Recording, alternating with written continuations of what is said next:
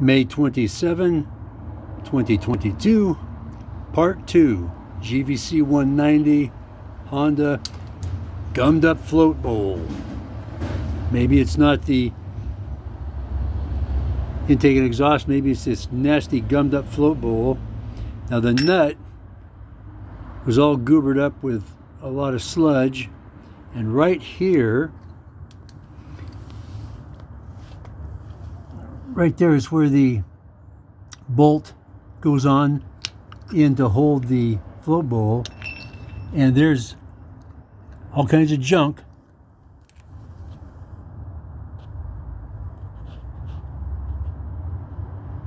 right inside that threaded area. I don't know if you can see that, but there's where the bolt threads right there, and it's all crammed full of junk up in there.